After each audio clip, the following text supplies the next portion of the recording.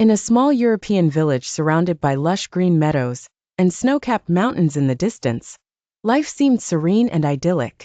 But behind this facade were stories of love and relentless intrigues.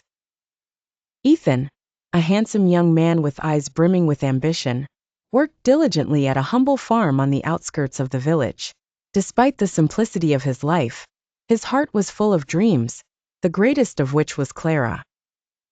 Clara worked in a small library, surrounded by old books she had loved reading since childhood. She was quiet and breathtakingly beautiful, with wavy golden hair and blue eyes that reflected a rare innocence. Ethan had loved her since they were children, but now as adults, their friendship had transformed into a profound love, one that required no words. A single glance from either of them revealed everything. However, as is often the case in love stories, matters were not so straightforward. On the other side of the village was a man named Edward, extremely wealthy, owning the grandest mansion in the area. He was arrogant and cold-hearted. He saw everything around him as his possessions, including Clara. Edward did not truly love her. He saw her as a jewel to add to his collection, and a means to prove his dominance in the village. When Edward learned of Ethan and Clara's love, jealousy ignited in his heart. How could a poor young man like Ethan have Clara's heart? He decided to get rid of Ethan for good. With his power and wealth, he began to weave a wicked plot.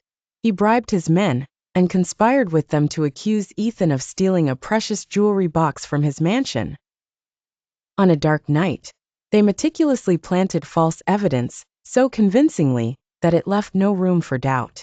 The next morning, while Ethan was in a small cafe having his coffee, the police suddenly entered and arrested him. He tried to defend himself, but the evidence was stacked against him. The villagers looked at him with shock and suspicion, and even those who knew him well dared not defend him publicly for fear of Edward. Clara was devastated. She couldn't imagine that the man she loved more than her own life could be a thief. But she knew him well enough to realize this was nothing but a conspiracy, with Edward behind it. As she sat in her room, overwhelmed with confusion and pain, Edward came to her. He stood before her with a smug smile and said, "I can free Ethan, but it won't come without a cost. You must marry me." The words were like a lightning bolt. Clara nearly slapped him, but her mind was racing. She realized that if she refused, Ethan would remain imprisoned, and if she agreed, she would lose the love of her life.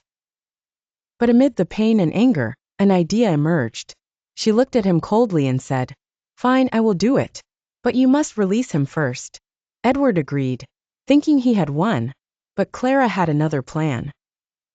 She began to get closer to him, feigning submission to his will, while secretly collecting evidence to prove Ethan's innocence.